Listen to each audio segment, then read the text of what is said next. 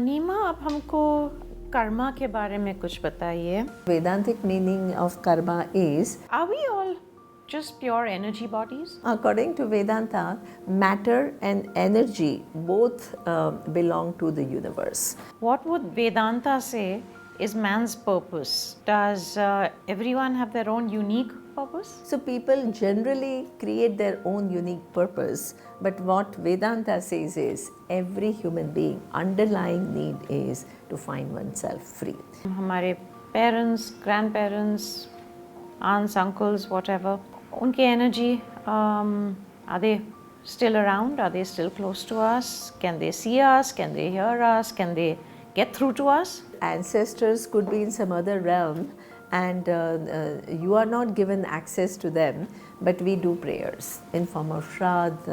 We show gratitude and we ask for their blessings. So it's not direct communication, but it is through the prayers. आप भगवत गीता के बारे में कुछ बताएंगे हमें?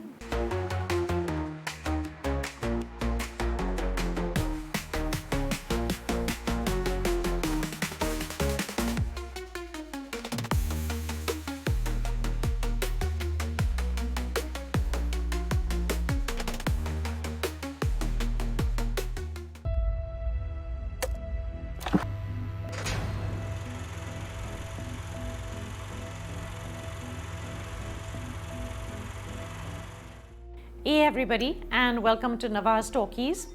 Today we have a super interesting guest, Neema Majmudar, who is going to be shedding light on the Vedantic way of living in our daily, everyday lives. Neema teaches traditional Advaita Vedanta, that is non-duality, following the unbroken lineage from Adi Shankaracharya to Swami Dayananda Saraswati. She has experienced what it is like to live a dual spiritual life while yet being fully engaged with work, family, and community. And this gives her the ability to relate the internal wisdom of the Vedanta to the dilemmas of the modern age. She's been conducting classes, seminars, workshops, and retreats for well over 20 years across Germany, France, Thailand, UK, Italy, Indonesia, and India. Welcome to Nawaz Talkies, Neema. It's wonderful to have you in. Neema, अब हमको karma के बारे में कुछ बताइए. How much of our lives are governed by karma? Well, first let's define what karma is, because karma is used in three ways. One is what I do. The other is this is my karma, means this is the result that I'm getting for something that I have done in the past. And the third is law of karma, right, which is the cause and effect. So karma itself, like people use it just loosely without actually knowing what are they talking about. Are they talking about actions, results, or the law? What the Indian philosophy says is that karma, action, suppose you take it as action, action is born of free will. And what it means is at any given point in time, when a situation arises, you have a choice as to what to do. And depending upon the choice that you collapse, right, you will get a corresponding result. So this is karma. So we have been, and for us, it's not just one lifetime. So we have had multiple lifetimes. So we have done many things for which the results are all in potential. So you have past karmas, but actually, ironically, people emphasize so much on past karma, but the Vedas emphasize on present karma. And what it means is this life, what you do is equally important, because you have faculty of choice and you can't go back and change what you have done in the past, but what you do in present has so much power that you can completely change the trajectory of your life. I think when people talk so much about karma, they overemphasize the past and how much it governs their present. But according to the Indian philosophy, it is more like the emphasis is on what you do today and the power that is given to you, and if you make wise choices, you can make a huge quantum jump in your life. Neema, please explain the Vedantic meaning of karma, as it's become a very naturalized word, so to speak. It's used very loosely. Yeah, so Vedantic meaning of karma is Purushatantram is karma. So what it means is, whenever you use your faculty of choice to make a decision, and the consequence that you get for that is called karma, right? So it includes everything. It includes your choice that you make, the actions, the consequence that you get, and the laws which are going to give you that consequence. It's not entirely up to you, right? So the karma means all three. हमारे विचार कहाँ से आते हैं? So according to Vedanta, thoughts, right, come and go. Are they our own? Our own thoughts, right? Your mind every day has about 60,000 thoughts. Are they your own, or are they being implanted from So energies they outside? are your own thoughts. That's why your thoughts are different from my thoughts. So the thoughts they come and go, but what Vedanta says is, you can replace so-called bad thoughts with good thoughts, but the ultimate reality is thoughts are only transient. And you are much more than the thoughts. Thoughts only remain for fraction of a second, but the presence, right, awareness is already there. Thoughts come, thoughts go, awareness is there. That awareness is eternal, and that's your real identity. And we make a mistake. Whatever that transient thought is, we become that, and that's a mistake that needs to be undone. Big or bigger than that is that every thought is attached to an emotion. It'll make me happy, it'll make me sad, it'll make me insecure, it'll make me jealous, it'll make me whatever. But that too is okay, because it's just as transient. It's a thought. It's as transient. It has an expiry moment, it'll go. Absolutely. To the next. So, yeah. And the thoughts, according to Vedanta, are four types. One is emotions, the other is cognitive understanding. For example, when you go to school, when you understand 2 plus 2 is equal to 4, there is no really any emotion attached. You are just cognitively understanding things. The third is memory, right? So memory is sometimes connected to the thoughts, but it's different, right? It's about being able to extract things from the past. And the fourth is what we call ahankara, which is I sense. Your mind. Ahankara, which is? Ahankara is I sense. What it means is things like your body is constantly undergoing change. Your mind, your emotions are constantly undergoing change. Your cognitive capacity is constantly evolving. Your memories are constantly changing. But what does your I sense? What does your ego do? It connects it all, and it makes it appear as though it is all happening to you, and makes it permanent and fixed. So this is called I sense, ahankara. Because we personalize the whole thing. We personalize the whole it's thing. It's not a 2 plus 2, narratives. which is just, cognitive, like you said. Absolutely. I have made it about me, and then I have decided to attach layers of emotions to it, to my ego and to my self-esteem, and that's where the problem lies. Exactly. You've made it into some fixed thing, something which is in a flux. You have made it into a fixed thing, and then you have your self-image based on your narratives, and then you're caught in that. Right. So, yeah. Lots to think about there. Yeah. Yeah. Could you explain how Vedanta does not overlap with spirituality, given that it honors the existence of a force? Yeah. So what it means is that spirituality itself, how do we define spirituality? Some people think healthy eating is spirituality. Some people think doing yoga is spirituality. Some people think aura cleansing is spirituality. Some people think looking into my past life is spirituality. So spirituality, within this name, spirituality, there is like one spiritual marketplace where there are so many options and there are so many different offers that, and each one is promising something, each one is saying something. Everybody is trying to entice people who are lost, and say, come to me and I will solve your problems. So this is how, spirituality is as diverse as normal world.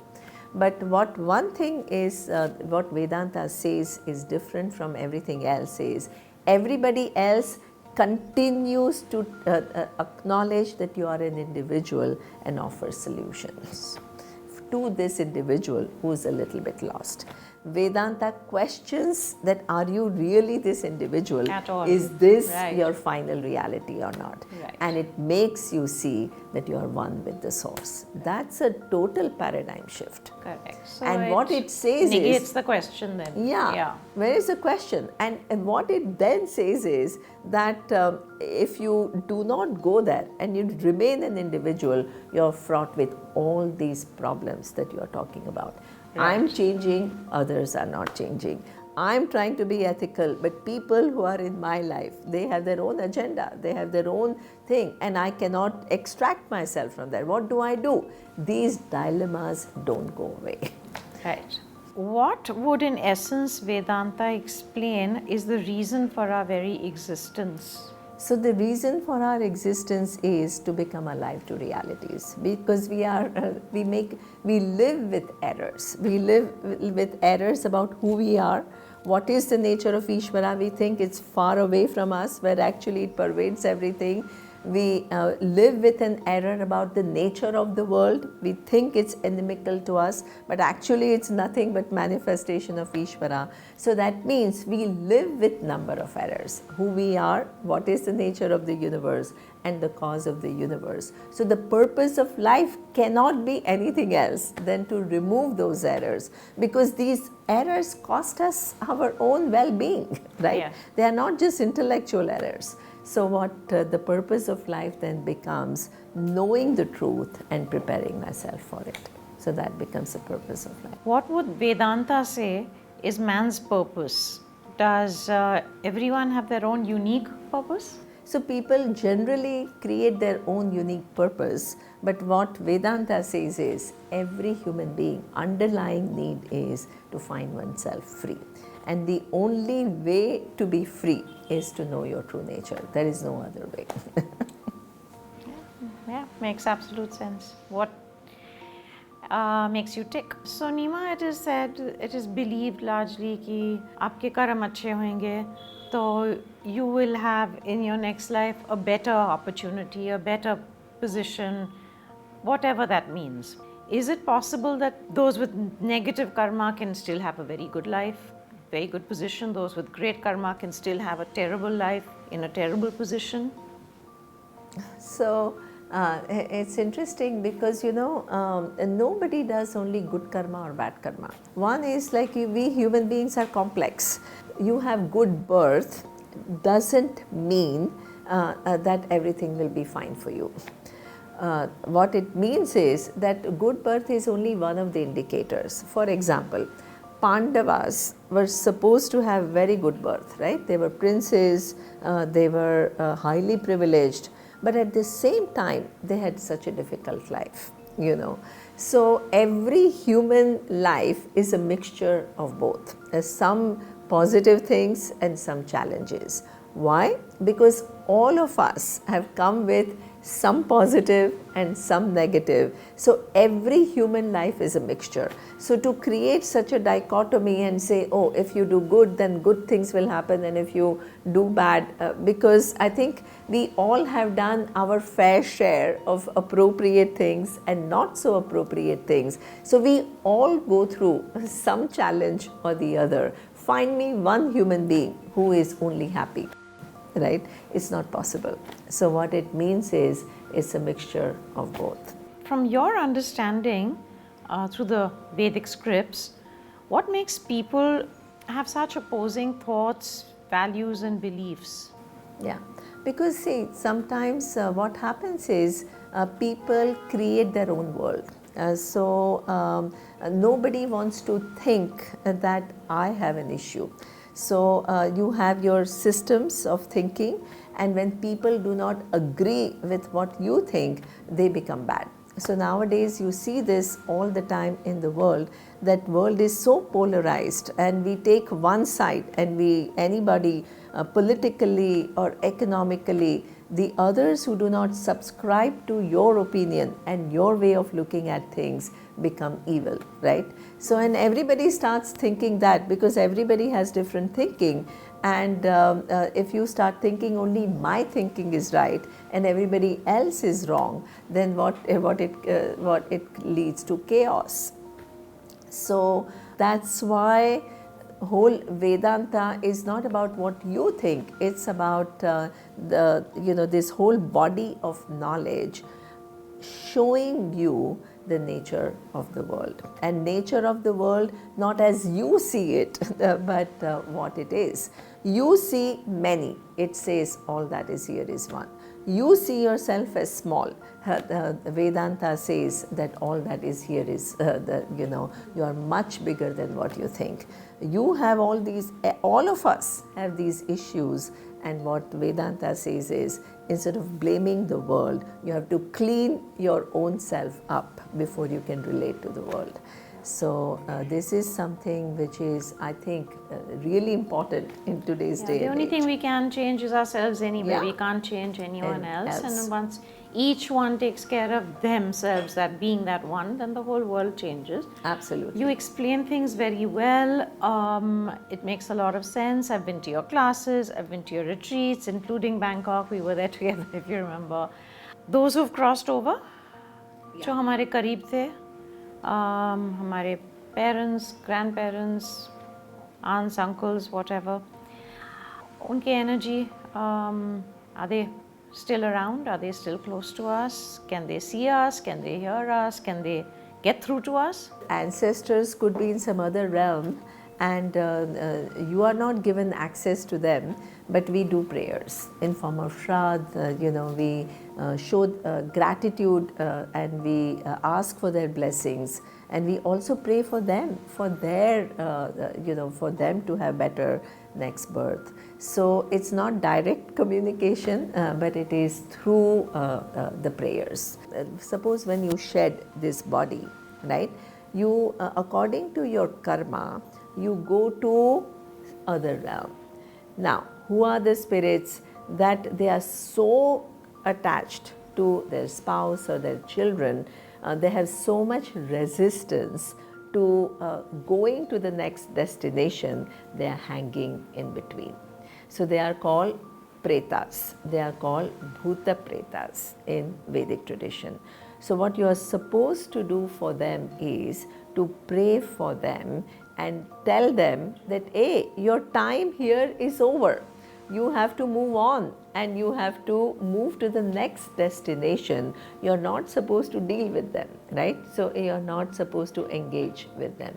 This is why for us, for our tradition, prayers for your ancestors to move on to the next destination is very important, because they are lost and they want to reconnect to people that they know and they are familiar with, but actually the time is over. So we have to encourage them to move on to their next destination. Are we all just pure energy bodies?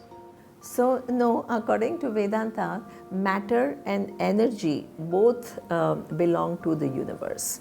So what we are talking about is Isha. Isha is Ishvara, and Ishvara is from which both the matter and energy have come, right? So that Ishvara is of the nature of intelligence. Sarvajnaha Sarvashaktiman Ishvara.